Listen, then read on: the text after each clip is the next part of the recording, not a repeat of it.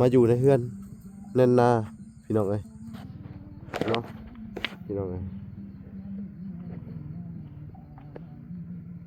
สิไปใช้เนี่ยไปเกี่ยวข้าวสิไปเกี่ยวข้าวเลยโดยโอ้ไปแต่เช้าพุ่นนั่นนี่ฮะไปเช้าก ลับมาใหม่นี่มาขึ้นมากินข้าวบ่นี่โดยกินข้าวแล้วสิลงใหม่อีกโดยพี่น้องเอ้ยเนาะเพิ่นก็ดูขนาดเนาะพี่น้องเนาะมัดเลยนะนี่ฮะเกี่ยวมัดเลยมากระดับเลยเนาะโดยเอาสบายดีเด้อสบายดีขยันขนาดเนาะดูแน่นหน้าได้ค่ะเกี่ยวข้าวแน่นหน้าเกี่ยวข้าวคือกันเกี่ยวข้าวอยู่ในนั้นมื้อนี้กะมาแจ้งข่าวดีเพิ่มเติมอีกเด้อข่าวดีกะมีเงินสมทบเข้ามาอยู่$100เนาะก็คือจากอันทางพอแม่นงคำบุญเฮืองพี่น้องเพิ่นก็อยู่ทางอันอเมริกาหรือว่าอันอยู่ทาง USA เนาะ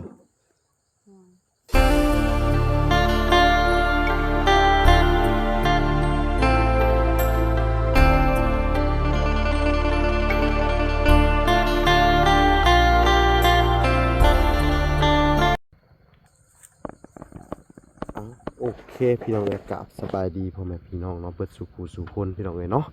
กันยินดีเข้าสู่ช่อง YouTube เบาลาสายบุญคุณธรรมคือเก่าพี่น้องเอ้ยเนาะเช่นเก่าเช่นเคยพี่น้องเอ้ยทักทายสบายดี FC ทางฝั่งไทยและ FC ทางฝั่งลาวพี่น้องเอ้ยที่รับชมเบาลาอยู่เนาะพี่น้องเนาะมื้อนี้กะพบพอกับช่อง YouTube เบาลาคือเก่าพี่น้องเอ้ยเนาะเฮากะมาอยู่ในเฮือนแน่นนาพี่น้องเอ้ยเนาะพี่น้องเอ้ยสิไปใช้เนี่ยไปเกี่ยวข้าวสิไปเกี่ยวข้าวเลยโดยโอ้ไปแต่เช้าพุ่นนั่นนี่ฮะไปเช้ากลับมาใหม่นี่มาขึ้นมากินข้าวบ่นี่โดยกินข้าวแล้วสิลงใหม่อีกโดยพี่น้องเอ้ยเนาะเพิ่นก็ดูขนาดเนาะพี่น้องเนาะมัดเลยนะนี่ฮะเกี่ยวมัดเลยมากระดับเลยเนาะโดยเอาสบายดีเด้อสบายดีขยันขนาดเนาะดูแน่นหน้าได้ค่ะเกี่ยวข้าวแน่นหน้าเกี่ยวข้าวคือกันเกี่ยวข้าวอยู่ในนั้นโอเคสู้ๆวันอาทิตย์เนาะนี่แน่นหน้าก็บ่ได้อันไปแล้วบ่ได้เกี่ยวกันมื่นเพิ่นก็ไปเฮ็ดเขาเฮียนเนาะโดยโดยได้หลายเติบแล้วบ่เกี่ยวโดยโดยพี่น้องไงเนาะเพิ่นก็เกี่ยมพร้อมสิไปเกี่ยวข้าวแล้วบัดนี้เนาะดีสู้เด้อสู้ได้2-3มื้อเลยเนาะเกี่ยวเนาะมื้อที่3แล้วพี่น้องได้หลายเติบเนาะถ้าแม่นนั่นเป็นนั่นสอบเขาบ่ได้3สอบแล้วเนาะ3มื้อ3สอบ2คนเกี่ยวเลยเนาะเฮามัดเฮายังช่วยเขาพร้อมเลยเนาะนี่แหละพี่น้องลืมไปเกี่ยวไปแล้วก็มัดไปเลยเพื่อนเกี่ยวมัดกระดับได้3สอบมื้อนี้แหละมื้อละสอบ2คนได้เนาะถ้าเป็นคนเดียวก็2มื้อคนเดียวก็2มื้อจะได้สอบ1เนาะแม่นแหละพี่น้องเอ้ยก็ดีคือกันเนาะต่อไปนี่แฮงอันบ่ค่อยว่างกันเนาะเอาจังได๋ก็เฮ็ดควบคู่กันไปเนาะควบคู่กันไปกับเพื่อนชานเพิ่นพี่น้องเอ้ยเนาะทักษะเพิ่นก็เร่งมืออยู่ได้พี่น้องเอ้ยเพิ่นก็พออยากไปเกี่ยวข้าวคือกันบ่ทักษะกันแล้วเนาะแต่ว่าคืบหน้าไปแล้วเนาะเพื่อนชานกับพี่น้องเอ้ยทักษะขึ้นมามื้อนี้ก็สิได้เฮ็ดอันโครงหลังคาเนาะหลังจากบ่ลามาพุ่นแหละอันจังสิได้สร้างอันนั้นเด้อสร้างอันกระเบื้องหรือว่าอะโลซิ่งนั่นแหละเนาะมื้อนี้ก็มาแจ้งข่าวดีเพิ่มเติมอีกเด้อข่าวดีก็มีเงินสมทบเข้ามาอยู่$100เนาะก็คือจากอันทางพ่อแม่นงคำบุญเฮืองพี่น้องเพิ่นก็อยู่ทางอันอเมริกาหรือว่าอันอยู่ทาง USA เนาะอยู่ทางอันสหรัฐพุ่นแหละพี่น้องเอ้ยเนาะเพิ่นก็ได้เบิ่งคลิปเจ้าเพิ่นก็ได้สงสารเด้อสงสารแล้วก็เพิ่นก็ได้ผากเงินมาให้อัน100เนาะเพิ่นสงสารเจ้ากับลูกเพิ่นว่าเนาะจักสิเฮ็ดจังได๋พี่น้องเอ้ยเนาะ โดยเอ้ามาอีกแล้วสบายดีเด้อขึ้นมาแต่เกี่ยวข้าวน่ะ โดย เห็นดูพี่น้องเอ้ยตั้งขยันอะลีหลอเนาะสู้ๆเด้อนาเด้อ โดย สู้เบิดสองแม่ลูกเด้อนั่นแหละจะเฮ็ดจังใดชีวิตเฮามันก็พอสำนี้พี่น้องเอ้ยเฮาก็มุนมาก็บ่มีสืบทอดจากพ่อแม่เพิ่นก็บ่ให้เนาะที่ผ่านมาก็ได้เฮาก็ต้องไปหาเลาะเกี่ยวข้าวชาวบ้านเพิ่นพี่น้องเอ้ยเนาะจักสิว่าจังใดสู้ๆไปเด้อ โดย อดสู้ไปก่อน สาธุ สักวันหนึ่งมันก็ต้องดีขึ้นเองถ้าเฮาบ่ท้อบ่ถอยว่าสิเนาะคนเฮาก็บ่แน่เนาะอนาคตมื้อหน้ามื้อในเนาะเพื่อน้องแน่นหน้าใหญ่ไปเฮ็ดเหตุการณ์ได้เนาะหรือว่าไปเฮ็ดเวียกอยู่ส่วนหลายก็เด็กน้อยลาวเฮาก็ไปเฮ็ดเวียกอยู่ไทยพุ่นแหละพี่น้องเอ้ยก็มีอันเรียกงานดีๆก็ได้อยู่อันเงินคำก็พอได้ใช้เนาะทางพี่ก็อันมีแต่แม่อยู่ท่าเนาะคำน้องเพิ่นได้ลูกได้ผัวไปมื้อหน้ามื้อในก็แฮงดีแหละเพราะว่าบุญคำนำสู่ก็อาจสิมีไปภายภาคหน้าเฮาก็บ่ฮู้เนาะขอแต่เฮาอย่าท้อเด้อ สาธุ สู้ๆไปทางสู่เฮาก็ช่วยบรรเทาทุกข์นี่แหละก็คือเบื้องต้นเฮ็ดเรือนเฮ็ดซ่านให้เนาะแต่ที่แน่ๆก็ห้องน้ำก็บ่มีพี่น้องเอ้ยในเรือนซ่านเพิ่นถ้ามีเรือนแล้วปกติก็ต้องมีห้องน้ำมีน้ำบาดาลจังซี่เนาะ เราก็ยังบ่ฮู้ว่าสิเฮ็ดได้แต่ว่าเรื่องของน้ำบาดาลนี่ยืนยันบ่ว่าจังได๋ก็เจาะบ่ได้บ่อย่างนี้คือจั่งใด ว่าบ่ได้เขาเจาะยังบ่ได้เฮาก็ลองเบิ่ง ลองเบิ่งบ่ลองโซเซียเนาะ โดย ยันว่าดินอัน ยันว่าอยู่พุ่นมันถมอยู่ปีมันมาถม อื อันนี้ เนาะ ลองเบิ่ง ถ้าถมนี่ก็แย่ได้เนาะ แย่แล้ว เพราะว่าตั้ง3-4 ล้านพี่น้องเอ้ยเนาะ บ่แม่นน้อย ตั้ง3-4 ล้านพี่น้องเอ้ย ๆ เนาะ เอาไปครึ่งหนึงแล้ว โดย คือเงินเพิ่นทางอันทางแม่นงเด้อคำบุญเทืองเพิ่นอีพ่อกับอีแม่แหละว่าซั่นซะ โด เนาะ ย เพิ่นก็เบิ่งคลิปทุกเจ้ามาตลอดเนาะก็ด้วยความสงสารด้วยความเมตตานี่แหละเพิ่นก็ฝากมาให้ก่อนเบื้องต้นทางวลาก็สิได้นำเงินตัวนี้อันเขาไปสมทบอันผู้ที่เป็นอันให้มัน7 ล้านพี่น้องเพราะว่าทางวน้อยเพิ่นมีอันหลังคาอยู่5 ล้านเพิ่นว่าแต่วลาก็สิได้เอาเงินตัวนี้ไปเพิ่มใส่ก็ให้มันเป็น7 ล้านเพราะว่าอะโลซิงมันเฮือนซั่นขนาดนี้ราคามันสิตกประมาณ7 ล้านนี่แหละเนาะ โดย เพื่อเฮาต้องซื้ออันปั่นลมอีกเด้ปั่นลมเป็นเชื้อรานี่ไม้เชื้อราพี่น้องเอ้ยเนาะพากันกินข้าวกินน้ำแล้วเบิดแล้วบ่ ย่างนั่นน่ะ ในหน้าให้ยังแต่แม่ขึ้นมากินก่อนเปลี่ยนกันอันไปกินเนาะ โดย เจ้ากินแล้วก็ในหน้าขึ้นมากินข้าว โดย ได้หยังกินมื้อนี้ บ่มีหยังกินไม้ต้ม โอ้โดยสู้ๆเด้อ สาธุ สู้ๆทางบ่ล่ะก็สิได้มาอัปเดตเฮือนชานเพิ่นอีกจักหน่อยเนาะอันนี้ก็คือว่ามาแจ้งข่าวดีเด้อแต่ก็ว่าผู้ใหญ่เพิ่นก็ว่าโอ้พังเมืองก่อนอีกเด้อเนาะอันถ้าว่าเนาะเจ้าอันมีบุญมีวาสนาก็คือสิได้อยู่ดอกน้ำบาดาลเนาะ โดย ถ้าบ่มีก็ สาธุ จักสิว่าจังได๋แหละพี่น้องเอ้ยเนาะ สา ถ้า ธุ ผู้ใหญ่เพิ่นก็เว้าคร่าวๆอยู่เนาะแต่ได้ก็ดีถ้าบ่ได้ก็บ่เป็นหยังพี่น้องเอ้ยเนาะเฮาก็อันอยู่ไปซ้ำนี่แหละเนาะ โดย อยู่ซ้ำที่เฮามีก่อน โดย สู้ๆเอา โดย แต่สงสารแต่น้องนั้นนายแล้วต้องไปหามน้ำเนาะหามอยู่ก้นเซ่พุ่นเด้มันเนาะ แม่นโดยเซ่ สิน้องเอ้ยหามอยู่ก้นเซ่เนาะก็ลำบากแหน่น้อยหนึงอดเอาก่อนเด้อ โดย สู้ๆทั้งครอบครัวทุกเจ้าก็ป๊าดพี่น้องเอ้ยยอมรับว่าซุเพิ่นบ่ได้งอมืองอเท้าเนาะแต่ละมื้อก็ไปหาอยู่หากิน แล้วก็ไปหาเกี่ยวข้าวรับจ้างเอาข้าวเนาะบ่ได้เป็นเงินเพิ่นว่า โดย ส่วนหลายก็รับจ้างเอาข้าวแหละปัญหาหลักเนาะ โดย ข้าวกินนี่หลักๆเลยแหละพี่น้องเอ้ยเนาะถ้าเกิดเฮาบ่ไปเนาะเฮาก็สิไปขอชาวบ้านมันบ่ได้เด้คือว่าเฮาไปเฮ็ดแม่นบ่ โดย ไปช่วยเขาแต่ละบงแต่ละบอนแม่นบ่ โดย บ้านนี้อันพอเขาเบิดกินเขาก็ไปขอเพิ่นก็ยังได้ได้เพิ่นยังว่าเพิ่นก็ยังสินึกถึงว่าเอ้ย แม่น เคยมาสอยนี่ว่าเนาะเขาให้ข้าวเพิ่นแต่เพิ่นบ่พอกินเพิ่นมาขอก็โอเคก็ให้ แม่น มันก็แฟร์กันเนาะ เพิ่นก็ให้ ถ้าเกิดว่า เฮบ่ไ ก็เสียดายแฮง แม่นถ้าเกิดว่าเห็นเพิ่นเฮ็ดอยู่พึบๆเฮาบ่ไปซอยบัดเขาสิกล้าบ่ไปขอกินบ่หาน บ่หานเด้อเนาะ โดย อันนี้ยังว่าเฮาเอามากินเนาะเพิ่นให้ซั่นได้เฮาก็เอาพอเฮาเบิดแล้วก็เฮาก็ไปพอได้ไปขอเพิ่นใหม่อีกทีนึงเพิ่นก็คิดเห็นเด้ แม่น อันตอนที่เฮาไปซอยเพิ่นอย่างประมาณนั้นเนาะก็เฮ็ดคือเก่าเด้อ โดย เฮาก็ดีใจเฮาก็อยากให้เจ้าพอได้มีข้าวมีน้ำกินอย่างน้อยก็เงินคำเฮาเข้าใจอยู่แล้วว่ามันหายากอยู่ลาวเนาะ แม่น คงอยู่คงกินก็ยังพอหาได้เนาะแต่ว่า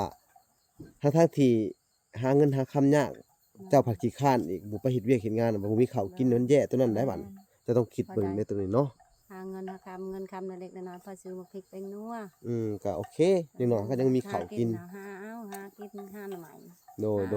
หานี่แหละกิน โดย กินไปเท่านั้นแหละ นี่แหละเฮาถึงถามว่า โอ้ โดย กิน ถ้าเกิดว่า เออ ถ้าเกิดว่าตกแรงเนาะ แม่น ถ้าว่าเฮาดุแหน่มีทุนแหน่ก็คือเฮาเว้าแหละลอง โดย แกงนั่นแกงนี่ที่คือเจ้าเฮ็ดเด้ โดย ไว้หลอกขายก็โอเคได้ แม่น แต่ว่าถ้าเฮือนแล้วอันความคิดของเฮาตกแรงปานนี้เฮาสิเฮ็ดหยังหรือแนวใด บ่ฮู้จะสิเฮ็ดหยัง บ่ฮู้เลยเนาะ บ่ฮู้ เพราะว่าเฮาบ่มีต้นทุน แม่น แล้วก็อันบ่มีแนวเฮ็ดว่าซั่นซะ เลี้ยงเป็ดเลี้ยงไก่นี่แหละเลี้ยงไปนี่แหละ เป็ดไก่มีบ่ บ่มี บ่มีเนาะ โดย บ่มีเป็ดมีไก่เนาะ บ่ อยากเลี้ยงอยู่บ่ อยากเลี้ยง แต่ว่าขาดต้นทุนพี่น้องเอ้ยจะเฮ็ดจังไดเนาะกระทั่งเอา ผู้ใหญ่เนาะผู้ที่ว่าเพิ่นส่งเสริมทั้งครอบครัวไอ้ดอนเวลาก็เมื่อวานนี่ไปซื้อไก่แล้วเฮ็ดข้าวไก่ให้เพิ่นเบิดแหละเนาะแต่ว่าเพิ่นก็ส่งเสริมเจ้าคือกันเด้อ โดย เพิ่นก็ สาธุ เพิ่นก็ช่วยเจ้าอัน$500บ่ได้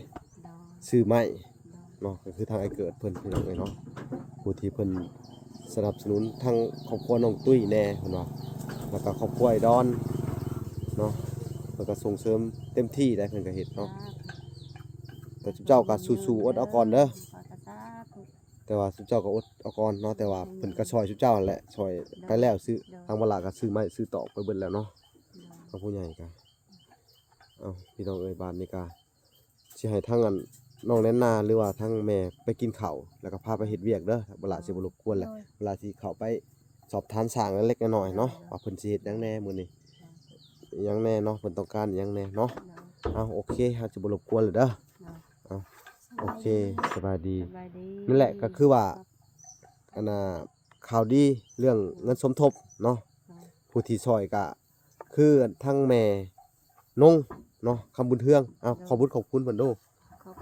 คุณของแม่น้องให้อยู่ดีมีแรงความเจ็บอย่าให้ได้ความไข้อย่าให้มีเด้อให้อายุมันควันยืนจ้า สาธุนั่นแหละพี่น้องเอ้ยนี่แหละก็คือเรื่องราวของมื้อนี้พี่น้องเอ้ยเนาะโอเคทั้งแม่ลูกไปเฮ็ดเวียกเลยเด้อเฮาสิไปอัปเดตเบิ่งเฮือนซ่านก่อนพี่น้องเอ้ยนี่ทางสร้างเพิ่นก็เฮ็ดมาคนเดียวมั้งมื้อนี้เนาะเดี๋ยวเบิ่งก่อนโอ้โหสิผลกบบ่สร้างคักเนาะเมื่อวานนี่มาแอมคนเดียวบ่นี่ บ่2 คน 2 คนแต่ว่าคนหนึ่งบ่ทันได้มาเนาะโอ้ไวได้นี่เนาะไวพี่น้องเอ้ยเนาะนี่ก็แอมนี่พี่น้องเอ้ยสิแอมเบิดบ่ข้างน่ะบ่ได้แอมเนาะ บ่ แอมแต่ข้างเดียวนี่แต่ว่าใส่ลูกติง ใส่ลูกติ้งตัวนี้ โอ้ใส่ลูกติงทั้งเบิดนี่ลูกติงเท่าไหร่ 42ลูก 42ลูกโอ้พี่น้องเอ้ยเนาะ42ลูกอันน่ะยังบ่มีไผสั่งอยู่แม่นบ่ เบาพรว่าเสียง พรว่าสิเป็นคนสั่งเนาะหรือใดๆบ่ว่ามีงบทางว่าพรหรือบ่เฮาก็ยังบ่ฮู้เนาะแต่ว่าถ้าบ่มีก็บ่ละอันแหละสิได้เป็นคนสั่งมาก็สิได้เอาเงินทางอันเอื้อยจันเพิ่นพี่น้องเอ้ยที่ว่าฝากมาไว้เนาะเราก็สิได้นำเอาเงินเพิ่นไปสั่งลูกติ่งมาเนาะแต่ว่าทางมื้อนี้แหละพี่น้องเอ้ยทางวลาก็สิได้ไปถ่ายไอดอลแล้วก็เข้าไปอัปเดตทางน้องตุ้ยแล้วก็2แม่ลูกนั่นก็สิได้เดินทางกลับเลยเนาะกลับไปออกพรรษาพี่น้องเอ้ยเนาะไปเฮ็ดบุญก่อนเนาะ โดยทางวลาก็สิได้ไปเฮ็ดสังฆทานพาเข้าให้ทางอันแม่ตู้เพิ่นจาก USA เพิ่นก็ฝากมาให้ออกพรรษาให้พี่น้องเอ้ยเฮ็ดบุญเฮ็ดทานให้เพิ่นพี่น้องเอ้ยเนาะ ตัวนี้เด้ หึ ตัวอันนั้นตัวมุงนี่เป็นเล็กนี่ แผ่นเล็กนะ โดย มุงแผ่นเล็กพี่น้องเอ้ยแต่ว่าบ่น้อยเป็นคนอยู่มื้อนี้แล้วก็ถามบ่น้อยเบิ่งเด้อ โดย ว่าเพิ่นสิสั่งแบบใดเนาะแต่ว่า เพราะว่ามันจักผ้าอันนั้นมุงนะ อยากเข้ามุงเกี่ยวข้าวนะ โดยต้องมื้อนี้ก็นั่นแหละเจ้าว่าสิเข้าไปแวะสอบถามบ่พรแล้วก็เรื่องอันนี้หลังคานี่แหละพี่น้องเอ้ยเนาะ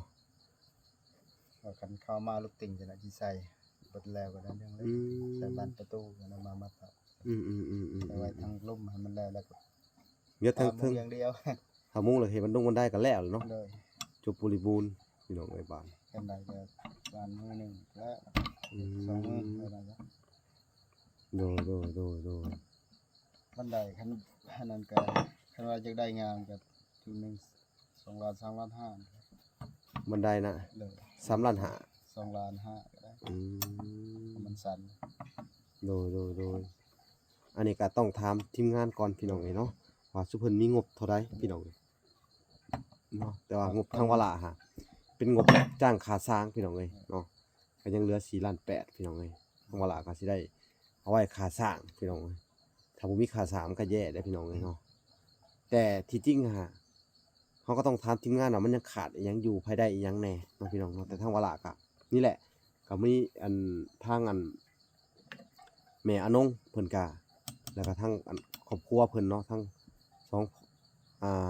สองเฒ่าเพิ่นเนาะเพิ่นก็ได้ฝากมาสมทบนำทางวลาอีก100พี่น้องเอ้ยวลาก็สิเอามารวมใส่กับอันเบาน้อยเพิ่นได้อยู่ประมาณ5ล้านเพิ่นว่าเกี่ยวกับโครงหลังคาพี่น้องเอ้ยเนาะแต่เกิดว่ามันบ่ทันตัวนี้ก็มันเจาะกับออกพรรษามื้ออื่นมื้อฮื้อก็ออกกันเนาะวลาก็ต้องไปเฮ็ดบุญเฮ็ดทานก่อนเนาะเพิ่นคงใช้สิได้หยุดแล้วว่าไงพัก2มื้อพี่น้องเอ้ยเนาะจะสิได้มาติดตามเบิ่งเรื่องเฮือนเรื่องซ่านอีกทีหนึงเนาะทั้งสร้างก็พร้าวเลยเนาะ เลย พร้าวจะไปเกี่ยวข้าวเกี่ยวน้ำเลย ตามได้ ฮอดฤดูกาลแล้วเนาะ เลย เอ้าสร้างโทรศัพท์เจ้าอืม นั่นก่อนก็ได้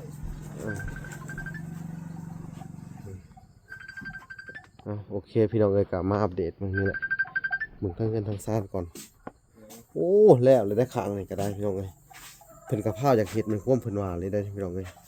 เพิ่นก็เฮ็ดไวพอสมควรเด้นี่พี่น้องเอ้ยเฮือนมันก็บ่ใหญ่มันก็เฮ็ดไวอยู่ดอกพี่น้องเอ้ยเนาะแต่ว่าพอเฮ็ดละเอียดดียอมรับเลยว่าสร้างนี่เนาะ